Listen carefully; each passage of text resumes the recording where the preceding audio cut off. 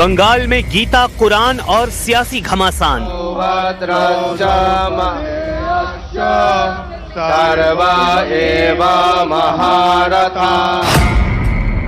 बाबरी ने खोला बंगाल चुनाव का नया मोर्चा।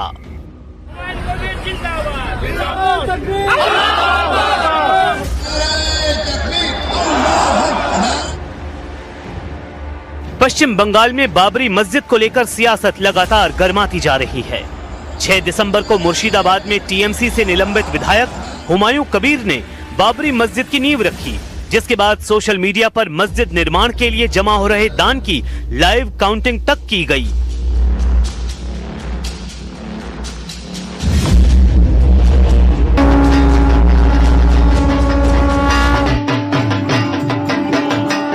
इसके ठीक अगले दिन राज्य में सनातन संस्कृति संसद ने 5 लाख लोगों के साथ गीता पाठ का विशाल आयोजन कर राजनीतिक माहौल और गर्म कर दिया।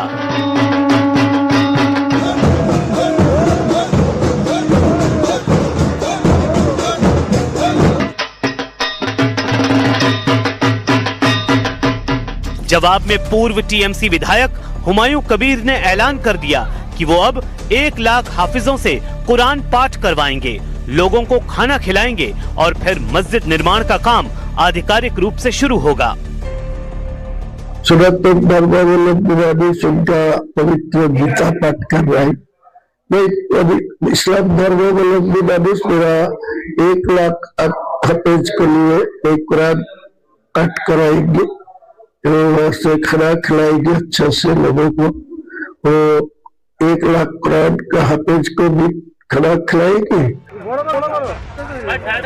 कबीर का दावा है कि ये कदम धार्मिक है, राजनीति से इसका कोई संबंध नहीं, बल्कि जिस मकसद से गीता पाठ हुआ उसी मकसद से हम कुरान पाठ कराएंगे। राजनीतिक मोर्चे पर हुमायूं कबीर ने असदुद्दीन ओवैसी की AIMIM से गठबंधन का ऐलान कर दिया है और कहा है कि इस मुद्दे पर ओवैसी से बातचीत हो चुकी है। उन्होंने ISF, CPIM और कांग्रेस को भी साथ आने का न्योता दिया और 22 दिसंबर को अपनी नई पार्टी लॉन्च करने की घोषणा की है।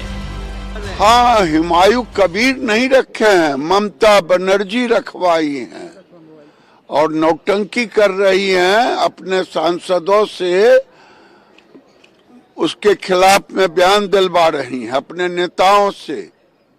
ममता बनर्जी विवाद को बंगाल की धरती पर हिंदू मुसलमान के रूप में बांटने के लिए ये बाबरी मस्जिद हिडन एजेंडा के रूप में हुमायूं कबीर के द्वारा इन्होंने लाया है। राज्यपाल ने बाबरी पर सरकार से पूछे सवाल।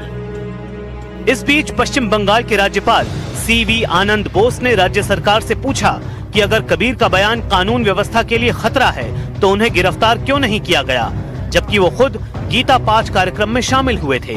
यही बात उठाकर टीएमसी ने राज्यपाल पर दोहरे मापदंड का आरोप लगाया है। The persons who do the politics on the basis of the only on the basis of the religion, they are destroying the secular fabric of the country, and they are all. This is also destroying the democracy of the country. Murshidabad में बाबरी मस्जिद की नींव ने बंगाल चुनाव की सरगर्मी को और बढ़ा दिया है। कांग्रेस दबी आवाज में ही सही, लेकिन बाबरी को समर्थन देती दिखाई दे रही है, तो बीजेपी इसके खिलाफ खड़ी है।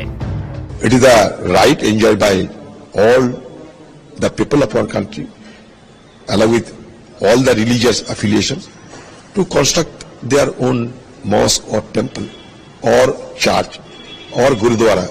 70% Muslim population belong to the district Murshidabad.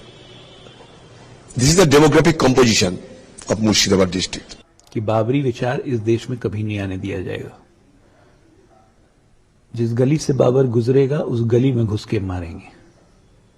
Babar को नहीं आने देंगे। बाबर कोई भारतीय नहीं था, मुगल था। शर्म आनी चाहिए उन लोगों को कि एक आक्रांत था जिसने लाखों लोगों की जान ली है, जिसने लोगों के टुकड़े टुकड़े किए हैं, उसके नाम पे मस्जिद जैसी पाक चीज का नाम रख रहे हैं, बाबरी मस्जिद। इस्लाम तो एक रिलीजन ऑफ पीस है ना, लेकिन जिसने लोगों को टुकड़े किए हुए हैं वो इस्लाम को रिप्रेजेंट करेगा। ये सोचिए, ऐसी सोच रखने वाले कितने बड़े आक्रांता खुद हैं। बाबरी मस्जिद की नींव, गीता का पाठ और कुरान के पाठ का ऐलान, कुल मिलाकर पूरा घटनाक्रम 2026 के बंगाल चुनाव से जुड़ा है। और इन सब के बीच बंगाल की राजनीति खुलकर धार्मिक ध्रुवीकरण की ओर बढ़ती दिख रही है। और अब बात करते हो संकट की जो खत्म होने का नाम नहीं ले रहा है, यानी इंडिगो संकट। जी हां, इंडिगो फ्लाइट्स कैंसिलेशन का मामला लगातार 7वें दिन भी जारी है और आज इस मुद्दे पर बड़ा एक्शन हो सकता है। इंडिगो के सीईओ को शाम 6 बजे तक कारण बताओ नोटिस का जवाब देना है। साथ ही इंडिगो मैनेजमेंट को भी यही बताना है कि आखिर इस पूरी गड़बड़ी का जिम्मेदार कौन था। रिफंड और यात्रियों का सामान वापस पहुंचाने की जो आखिरी डेडलाइन थी वो भी खत्म हो चुकी है और इस पर आज रिपोर्ट आने वाली है। अगर किसी भी मामले में संतोषजनक जवाब नहीं मिला तो कार्रवाई तय मानी जा रही है। तो अपने दर्शकों को बता दें कि ये जो संकट है यानी कि इंडिगो संकट लगातार 7वें दिन भी जारी है, लेकिन अब ये जानकारी मिल रही है कि इस मुद्दे पर बहुत बड़ा एक्शन हो सकता है। दरअसल आपको बता दें कि 6 बजे तक का वक्त दिया गया है, इंडिगो के सीईओ को वक्त दिया गया है कारण बताओ नोटिस जारी करते हुए कि आपको जवाब देना है। और आप ये बताइए, मैनेजमेंट ये बताइए कि आखिरकार ये जो गड़बड़ी पिछले कई दिनों से देख रहे हैं, पैसेंजर्स परेशान है, रो रहे हैं, बिलख रहे हैं, गुस्सा है, आखिरकार इसका जिम्मेदार कौन माना जाए। रिफंड और यात्रियों का सामान वापस पहुंचाने की जो आखिरी डेडलाइन थी वो भी खत्म हो चुकी है, तो उस पर भी अब इंतजार है, रिपोर्ट आने वाली है। संकट के बीच जो एक खबर न्यूज 18 इंडिया ने कल भी दिखाई थी कि जिस तरह से लोगों के सूटकेस जो उनका लगेज है वो अभी भी T1 पर मौजूद है, उसको अब लोगों को पहुंचाया जा रहा है। मेरी मौजूदगी T1 पर है। T1 पे वो तस्वीर आपको दिखाते हैं जहां पर आपको बड़ी तादाद में सूटकेस नजर आएंगे और यहां पर आप देखिए जहां भी कैमरे की नजर जाएगी वहां पर आपको लगेज ही लगेज नजर आएगा। ये वो लोग थे शुरुआती दिनों में जब ये संकट खड़ा हुआ, जो फ्लाइट्स में बैठ चुके थे, चेक इन कर चुके थे, लेकिन उनको बाद में ये जानकारी मिली कि उनकी फ्लाइट कैंसिल हो चुकी है और ऐसे में बड़ी संख्या में यहां पर ये बैग इकट्ठा हो गए। अभी आपको यहां पर इंडिगो का ग्राउंड स्टाफ नजर आएगा जो ये सुनिश्चित करने में जुटा हुआ है कि जिसका बैग है उसको सही सलामत उसके घर पहुंचा दिया जाए। दूसरी तरफ अगर आप देखेंगे तो यहां पर कुछ टीम है और वो बाकायदा फोन से कांटेक्ट कर रहे हैं, ये देख रहे हैं कि किसका बैग है, टैग के जरिए ये शिनाख्त की जा रही है कि किसका बैग है और कहां पहुंचाना है। तो बाकायदा यहां पर टीम लगी हुई है, लेकिन जो बैग्स एयरपोर्ट पर छूट गए थे उन लोगों के जो चेक इन कर चुके थे और उनको बाद में पता चला कि उनकी फ्लाइट कैंसिल है, उन तक उनके बैग सही सलामत पहुंचाना, उसी को पहुंचाने की जो कोशिश है वो लगातार यहां पर इंडिगो का स्टाफ कर रहा है। स्थिति है इंडिगो संकट की, वो न्यूज 18 इंडिया लगातार आपको बता रहा है। कैमरा पर्सन चंदन के साथ जावेद मंसूरी, न्यूज 18 इंडिया, दिल्ली। दी गई इस वक्त की बड़ी खबर आपको बता रहे हैं, मदन राठौर की तरफ से ये निर्देश जारी किए गए हैं, आदेश जारी किए गए हैं। 44 जिलों के सह प्रभारी लगाए गए हैं, प्रभारी लगाए गए हैं। इस वक्त की बड़ी खबर आपको बता रहे हैं, लगातार संगठन को मजबूत करने पर देखिए लगातार ध्यान है। प्रदेश अध्यक्ष मदन राठौर की तरफ से बड़ी घोषणा कर दी गई है। 44 जिलों के सह प्रभारी और प्रभारी यहां पर जिनकी लिस्ट जारी कर दी गई है। सुधीर हमारे संवाददाता इस खबर पर ज्यादा जानकारी के साथ जुड़ गए हैं। सुधीर शर्मा, आपसे जानना चाहेंगे प्रदेश अध्यक्ष मदन राठौर के निर्देश पर ये जो घोषणा की गई 44 जिलों में प्रभारी और सह प्रभारी किन किन के नाम है और इसे किस तरह से देखा जाए? देखिए, ये बड़ी घोषणा के तौर पे संगठन के तौर पे देखी जा सकती है कि प्रदेश में जो बीजेपी के संगठनात्मक जिले हैं उन संगठनात्मक जिलों में प्रभारी और सह प्रभारी लगाए गए हैं ताकि संगठन के तौर पर बीजेपी को मजबूती मिल सके।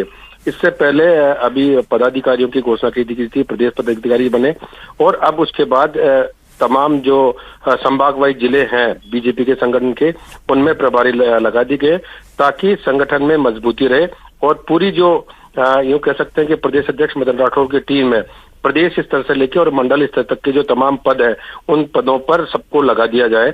उसी के तहत ये संगठन और संगठन प्रभारी लगाए गए हैं। सुधीर, हमने देखा अभी हाल ही में मदन राठौर की टीम यानी कि प्रदेश कार्यकारिणी का गठन हुआ और अब ये जिला प्रभारी सह प्रभारी, कुल मिलाकर संगठन को किस तरीके से मजबूत किया जाए इस दिशा में लगातार बड़े फैसले लिए जा रहे हैं। देखिए, निश्चित रूप से आगामी समय में पंचायत राज के चुनाव है, नगर निकायों के चुनाव है, तो ऐसे में जब तक संगठन मजबूत नहीं होगा तब तक कोई भी चुनाव जीतना आसान नहीं होता। लिहाजा बीजेपी अपने संगठन को तरजीह देती रही है और संगठन को मजबूत करने की दिशा में ये कदम है ताकि आगामी जब मई जून में जब भी निकाय चुनाव होंगे या पंचायत राज के चुनाव होंगे तो उनमें जीत हासिल हो सके।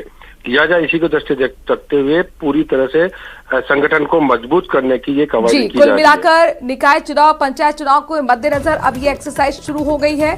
शुक्रिया सुधीर तमाम जानकारी हम तक पहुंचाने के लिए।